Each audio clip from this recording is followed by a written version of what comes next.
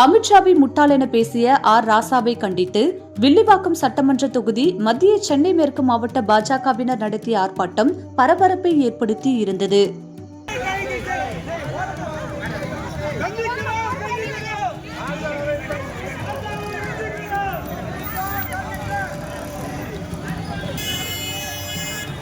ரீசெண்டா மதுரைக்கு வந்திருந்த மத்திய உள்துறை அமைச்சர் அமித்ஷா டெல்லியை பிடிச்சிட்டோம், ஹரியானாவை பிடிச்சிட்டோம், மகாராஷ்டிராவை பிடிச்சிட்டோம், அடுத்தது தமிழ்நாடு தான் பேசியிருந்தாரு. அமித்ஷாவின் இந்த பேச்சு அரசியல் வட்டாரத்துல சலசலப்பை ஏற்படுத்தி இருந்தது.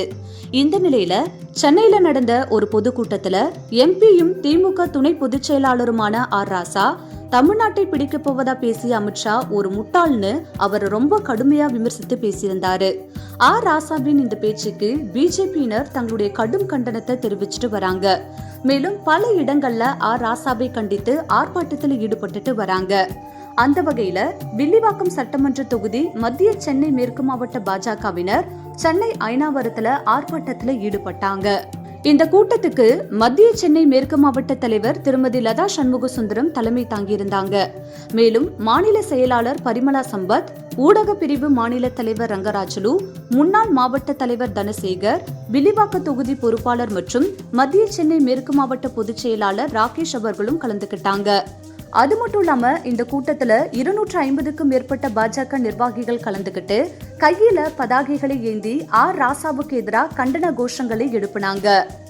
இதையடுத்து சம்பவம் அறிந்து வந்த போலீசார் ஆர்ப்பாட்டத்தில் ஈடுபட்டவங்களை கைது செய்து அருகில் உள்ள ஐனாவரம் ஜிஎல்எக்ஸ் மால்ல அடைச்சு வச்சு இரவு 9:20க்கு தான் விடுவிச்சாங்க.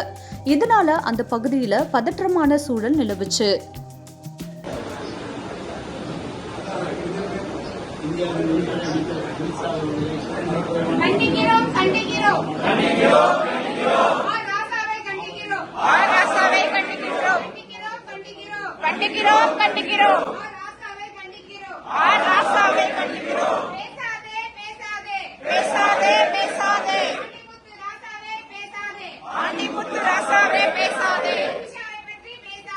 அமித்ஷா